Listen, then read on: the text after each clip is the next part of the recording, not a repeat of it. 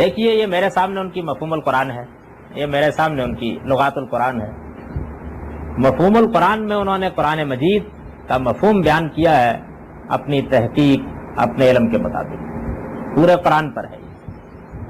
اور لغات القرآن میں انہوں نے جو مفہوم بیان کیا ہے اس کا پس منظر، اس کا علمی استدلال واضح کیا ہے۔ یہ دونوں میرے سامنے ہیں۔ ان دونوں میں سے میں بہت سی مثالیں تو اس لیے پیش نہیں کر سکتا کہ وقت محدود ہے، لیکن میں اپنے مدعا کو چند مثالیں پیش کے واضح کر دیتا ہوں، اس سے اندازہ ہو جائے گا کہ ان کا اس معاملے میں کیا رویہ رہا ہے، کیا نقطہ نظر رہا ہے۔ مفہوم القرآن میں جناب غلام احمد صاحب پرویز نے سورہ نمل میں ان مقامات کی شرح فرمائی ہے جن مقامات میں حضرت سلیمان اور حضرت داؤد کے واقعات زیر بحث ہیں۔ یہ خیال نہ کیجیے گا کہ یہ جو میں 2-3 مثالیں پیش کر رہا ہوں اس نقطہ نظر کی نمائندہ مثالیں یہی ہیں۔ یہ میں نے تفہیم مدعا کے لیے یہ محسوس کیا کہ آسان ہے سمجھانی، پیش کر رہا ہوں، ورنہ یہ تینوں کی تینوں جلدیں اگر شروع سے پڑھنی شروع کر دی جائیں تو ان میں سے ہر صفحہ اس کی مثال ہے جو کچھ انہوں نے قرآن مجید کے ساتھ کیا۔ یہ دیکھیے کہ حضرت سلیمان علیہ السلام کا لشکر اپنے ہاں سے نکلا ہے، قرآن مجید اس کو بیان کر رہا ہے۔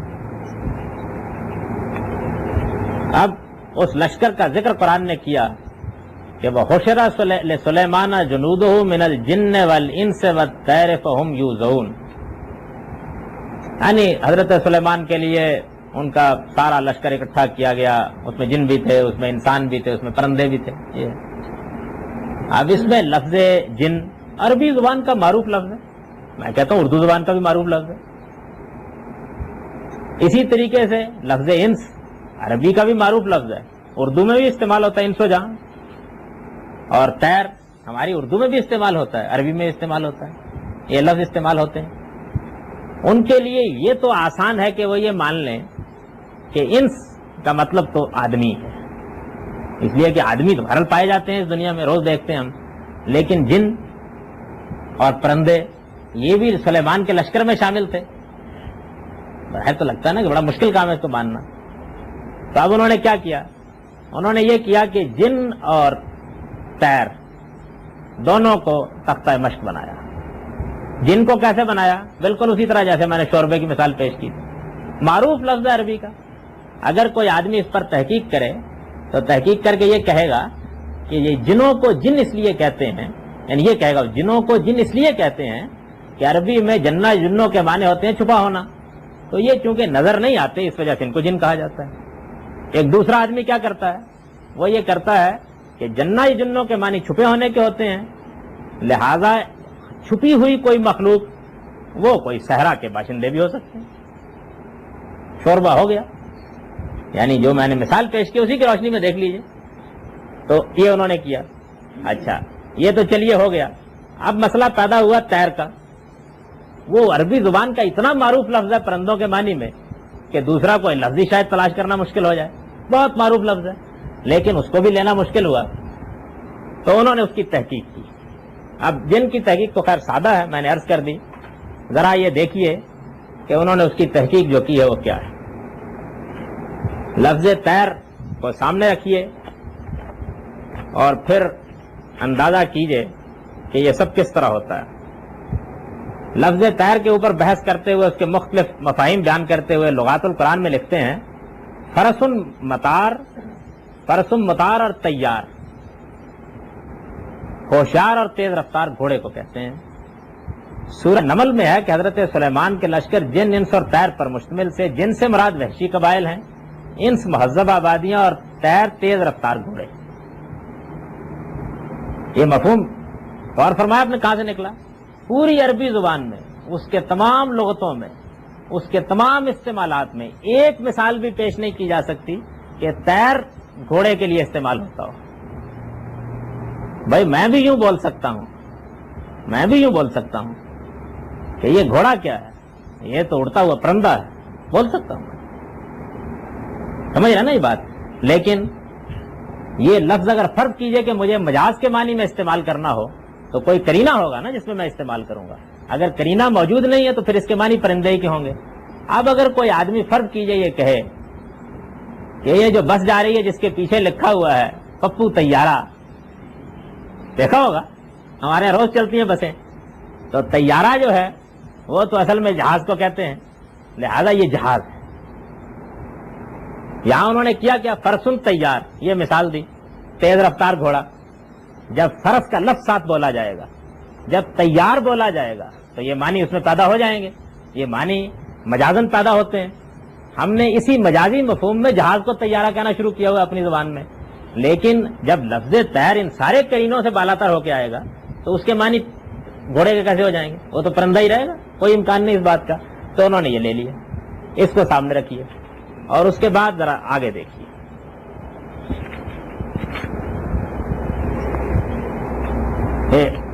ان کو یہ خیال ہوا کہ رسالے کے گھوڑے بھی کہنا ذرا مشکل کام ہے یہاں، تو انہوں نے ترجمہ کیا ہے سلیمان کے لشکروں میں شہروں کے مہذب باشندے، جنگلوں اور پہاڑوں کے بے بہکل وحشی اور قبیلہ طیر کے شاہ سوار سب شامل تھے. وہاں سے وہ یہاں تک قبیلہ طیر ہو گیا. یہاں کچھ غرابت محسوس ہوتی ہے اگر وہی مفہوم لیا جائے تو یہ انہوں نے کر دیا. یہ قبیلہ طیر کیا چیز ہے؟ کسی قبیلے کا نام قرآن نے لینا ہو تو اس کے لیے کیا یہی طریقہ ہے کہ اب طیر کہہ دیا جائے؟ ساری دنیا اس مصیبت میں پڑی رہے پرندے اور اس سے مراد ہو قبیلہ. اگر کسی قبیلے کا نام بھی طیر ہو تو اس کے لیے کرینہ ہوگا، شواہد ہوں گے، زبان کے اندر وہ چیز موجود ہوگی کہ اس کو جان لیا جائے. اچھا یہ بات کہ صحرا کے باشندے جنگل میں رہنے والے، ان کے لیے معروف لفظ قرآن مجید میں استعمال ہوا ہے آراب، استعمال ہوا ہے نا. اگر فرض کر لیجئے کہ حضرت سلیمان کے لشکر میں یہ تھے تو قرآن نے جہاں صحرا کے باشندوں کا ذکر کیا قالت العراب آمنا، معروف لفظ ہے. ایک معروف لفظ کو چھوڑ کر قرآن مجید نے ایک لفظ بنایا جن، جس سے نہ عربی واقف تھی نہ عرب واقف تھے دونوں. اس کے بعد یہ دیکھیے فرماتے ہیں کہ جب یہ سب لشکر ہو گئے تیار، حتی اذا اتوا علی وادی النمل، یہاں تک کہ وہ وادی نمل میں آئے. یعنی اب ظاہر ہے کہ نمل عربی زبان کا معروف لفظ ہے، چیونٹیوں کے لیے بولتے ہیں. چیونٹیوں کی وادی میں آئے، مشہور قرآن مجید کا یہ مقام ہے، لوگ جانتے بھی ہیں اسے. ان کے لیے یہ بڑا مشکل ہے کیونکہ جو آگے بات بیان ہوئی ہے وہ یہ ہے کہ وہاں چیونٹی نے گفتگو کی اور حضرت سلیمان نے سن لی. یہ ماننا بہت مشکل کام ہے، وہ نہیں ماننا چاہتے اس کو. جب نہیں ماننا چاہتے دیکھیے انہوں نے کیا کیا. وہ یہ لکھتے ہیں کہ ایک دفعہ کا ذکر ہے کہ سلیمان کو معلوم ہوا کہ سبا کی مملکت اس کے خلاف سرکشی کا ارادہ رکھتی ہے، چنانچہ وہ بطور حفظ ما تقدم اس کی طرف لشکر لے کر روانہ ہوا. راستے میں وادی نمل پڑتی تھی. ملک سبا کی طرح اس مملکت کی سربراہ بھی ایک عورت تھی. جب اس نے اس لشکر کی آمد کی خبر سنی تو اپنی رعایا کو حکم دیا کہ وہ اپنے اپنے گھروں میں جا کر پناہ گزین ہو جائیں. یہ وادی نمل میں عورت تھی. نمل تک تو چلیے میں ان کی بات مان لیتا. قرآن مجید نے کہا قالت نملتن، قالت نملتن، ظاہر ہے کہ نمل اس میں جنس ہے، نملہ چیونٹی کو کہتے ہیں. اب وہ یہ کہتے ہیں کہ نملہ کا لفظ کا مطلب ہے نمل قبیلے کی عورت. اگر یہ ان کی سربراہ تھی تو عربی کے کس قاعدے کی روح سے یہ نکرہ استعمال ہو سکتا ہے؟ یہ نملہ تو نہیں کہہ سکتے، دی نملہ ہی کہیں گے، لیکن قرآن میں تو یہاں قالت نملتن ہے. اچھا دوسری بات یہ کہ نملہ اس کا نام تھا، اس عورت کا نام تھا. یہ بات تو نمل سے معلوم ہوتی ہے کہ صحیح نہیں، ان کی بات بھی یہی ہے. نملہ سے مراد ہے قبیلہ نمل کی ایک عورت. تو بھائی مجھے یہ بتائیے کہ اگر کوئی عورت قبیلہ اوس کی ہو تو اس کو عربی میں کیا کہیں گے؟ اوسا یا اوسیا؟ اگر کوئی قبیلہ بنی عبد شمس کی ہو تو کیا کہیں گے؟ ابشمیہ کہیں گے یا ابشما؟ یعنی اگر فرض کیجئے کہ قرآن مجید نے یہاں یہ کہنا ہوتا کہ قبیلہ نمل کی عورت تو قرآن کہتا کالا نملیہ، یہ کہتا، یعنی عربی میں اس کی تو کوئی گنجائش نہیں.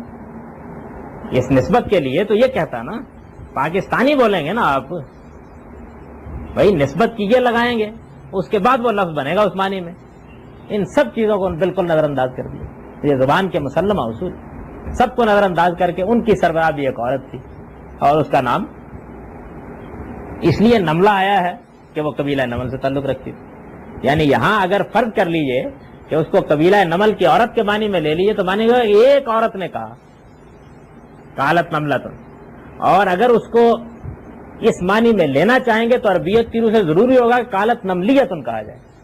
अब शमीयतुन, औसियतुन, मदनियतुन, यानी आप इलाके से निस्बत करें, आप कबीले से निस्बत करें, बहरहाल इसी तरह बोलेंगे, कोई चारा इसके सिवा नहीं। तो ये उन्होंने इसके साथ किया। अब उसके बाद देखिए, इससे पीछे आया है उल्लिमना मंतकत तैर, यानी हजरत सुलेमान ने अपने ऊपर अल्लाह का ये एहसान बयान किया कि हमको परिंदों की जुबान सिखाई गई। मंतिक मारूफ लफ्ज, तैर भी मारूफ लफ्ज। मुश्किल है ये मानना। तैर तो हो गए ना रिसाले के घोड़े उनके नजदीक, और मंतिक तैर से मुराद ये हो गई कि रिसाले के घोड़ों को सुधाने और इस्तेमाल में लाने के तरीके अल्लाह ताला ने हमको सिखाए। सवाल यह है कि अरबी जुबान का कोई जानने वाला लफ्ज मंतिक को इस मानी में बोलेगा और तैर को इस मानी में बोलेगा? इसका कोई इम्कान न उर्दू में है न अरबी में है। लेकिन यह है कि जब वो आए इस बात पर तो कर दिया उन्होंने। इसके बाद देखिए कि जहां पर मलका सबा का तख्त लाने का जिक्र है, उसने कहा काला यायुल मला अय्युकुम यातीनी बिअर्शिहा कबला यातूनी मुस्लिमीन, यानी मुझे कौन उसका तख्त ला कर देगा, तख्त ला कर देगा।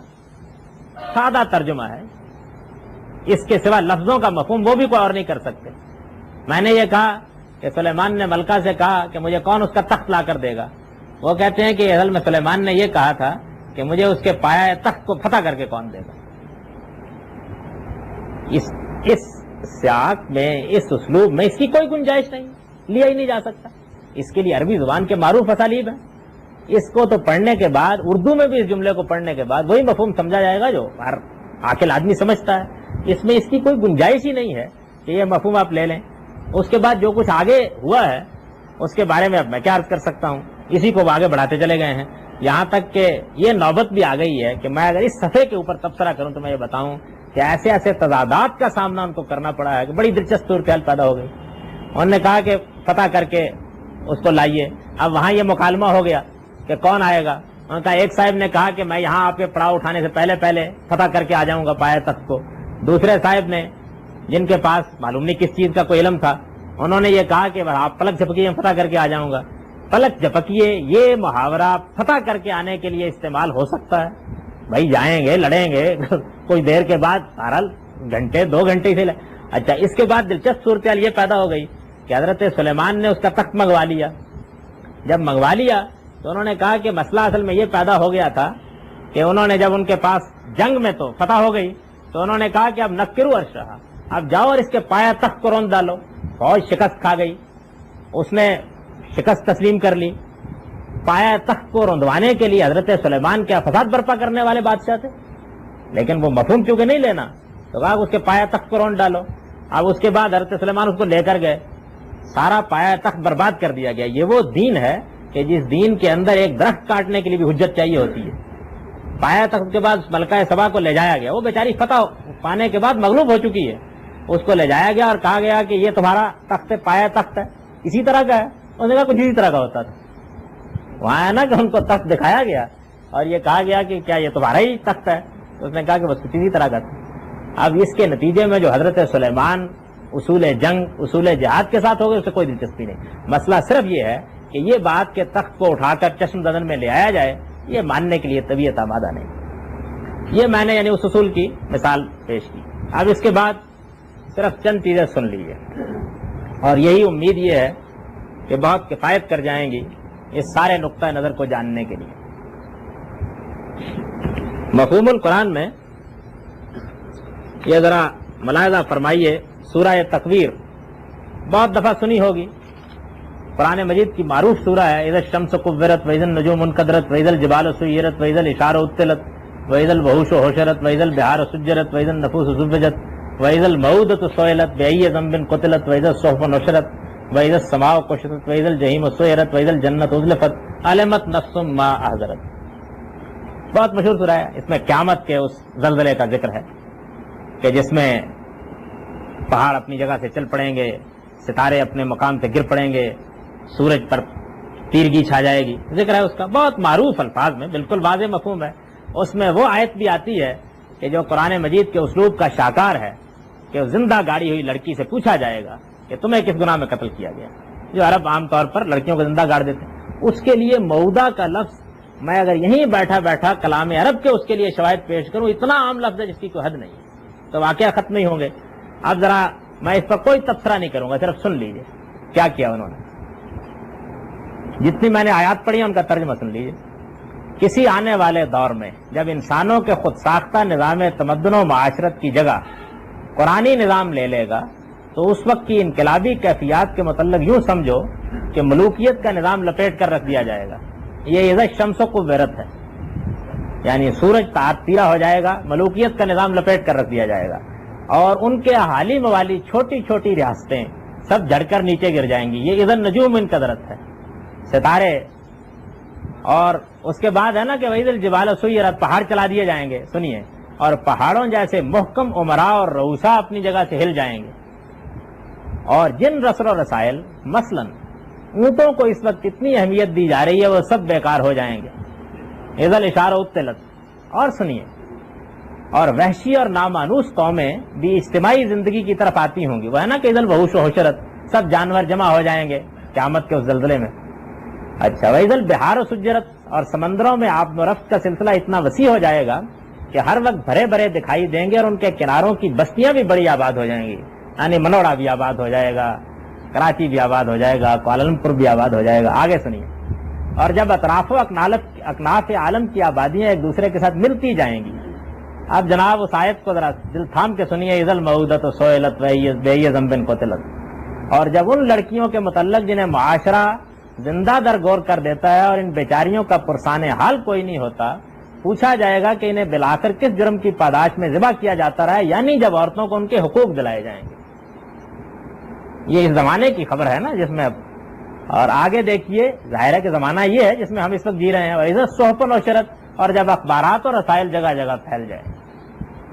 یہ خاتمہ کلام، اس پر میں کیا تبصرہ کر سکتا ہوں؟ یعنی میں نے جو اصول بیان کیے ہیں ان کی روشنی میں دیکھ لیجئے کیا کیا ہے انہوں نے۔ زبان کے عرف کو، زبان کے سیاق کو، اس کے سباق کو، الفاظ کے ان مدلولات کو جو بالکل واضح ہیں، تشبیہ اور تمثیل کے ان طریقوں کو جن میں دوسری رائے نہیں ہو سکتی، بالکل تلپٹ کر کے ہمیں اخبارات اور رسائل کی دنیا میں پہنچا دیا ہے۔ اور وہ زندہ گاڑی ہوئی لڑکی، واقعہ ہے کہ قرآن میں وہ آیت پڑھ کے طبیعت لرز اٹھتی تھی، معلوم ہوا کہ وہ اس زمانے میں جو عورتوں کو حقوق دلائے جا رہے ہیں، قرآن نے اس کی خبر دی تھی کہ یہ بیچاریاں جو گھر در میں بند کر دی گئی تھیں، یہ سڑکوں پر نکل آئیں گی اور بیوٹی سیلون میں بیٹھ کر جا کر میک اپ کریں گی، اس لیے کہ ان کے حقوق ان کو دلائے گی۔ یہ یعنی اس زمانے کی تصویر، اس کی روشنی میں اندازہ کیا جا سکتا ہے کہ پرویز صاحب نے قرآن مجید کے ساتھ کیا معاملہ کیا۔ یعنی میں پوری دیانتداری کے ساتھ یہ عرض کرتا ہوں کہ اس میں کوئی تعصب، اس بات پر میرا پروردگار گواہ شامل نہیں ہے کہ زبان کے ان اصولوں کو نظر انداز کر کے یہ واقعہ ہے کہ جہاں جہاں کوئی چیز بھی ان کے مدعا کے خلاف ان کو محسوس ہوئی ہے، اس کو انہوں نے تبدیل کر دیا۔ دیکھیے، میں یہاں اس کی ایک بڑی عجیب مثال پیش کروں، بہت سادہ مثال ہے۔ حضرت سلیمان نے جب ملکہ سبا کو شکست دے دی اور وہ سارے معاملات ہو گئے، اس کے بعد حضرت سلیمان کے وہ دربار میں آئیں، یہ سارا معاملہ ہوا۔ اس سے پہلے تک سب کچھ تمثیل تھی، یعنی اس میں مجازی مفہوم تھے، تخت سے مراد پایا تخت تھا، اس کو لانے سے مراد اس کو فتح کرنا تھا، یہ سب تھا۔ اس کے بعد ہے قیل لها ادخل السر، جب وہ آئیں تو ان سے کہا گیا کہ اب ذرا آپ شیش محل میں داخل ہو جائیے۔ فلما رات حسبت لجا و کشفتا ساقیا، تو جب اس نے ان کو دیکھا کہ تو پانی موجے مار رہا ہے، تو انہوں نے اپنی پنڈلیوں سے کپڑا اٹھا لیا۔ قال انہ سرم ممرد من قواریر، تو حضرت سلیمان نے کہا کہ نہیں، یہ تو اصل میں شیشہ ہے لگا ہوا اور بہت صفائی سے لگا ہوا ہے، یہ پانی نہیں ہے۔ یہ ہے نا مشہور واقعہ، اس میں ان کو کوئی مسئلہ پیش نہیں آیا۔ تو انہوں نے اس کا بالکل وہی مفہوم بیان کیا جو میں نے ابھی بیان کیا، یہاں نہ مجاز ہے نہ تمثیل ہے۔ اگر میں انہی کے اصول کے اوپر اس کی تشریح کروں اور یہ کہوں کہ جب وہ آئیں تو ان سے کہا گیا کہ اب آپ اپنی تمناؤں اور آرزوؤں کے شیش محل میں داخل ہو جائیے۔ جب وہ اس میں داخل ہوئیں اور انہوں نے اس کو دیکھا، اپنی تمناؤں اور آرزوؤں پر ایک نگاہ ڈال کے انہوں نے دیکھی، تو انہوں نے خیال کیا کہ یہ تو اصل میں سراب ہی ہے اور تو کوئی چیز نہیں ہے۔ اور اس وقت وہ بیچاری اپنی تمناؤں سے پیچھے ہٹنے کے لیے فوراً اپنی پنڈلیوں سے کپڑا اٹھا کر بالکل مستعد ہو گئیں۔ محاورہ عربی کا اس معنی میں استعمال ہوتا ہے۔ تو سلیمان نے کہا کہ نہیں، ایسی کوئی بات نہیں ہے، یہ تو در حقیقت تمہاری تمنائیں شیشے ہی کا محل تھی جن میں تم زندگی بسر کر رہی۔ تو بھائی آپ کس طریقے سے اس کی نفی کریں گے؟ اس لیے کہ اس میں وہ سارے الفاظ بھی موجود ہیں، وہ سب چیزیں بھی موجود ہیں.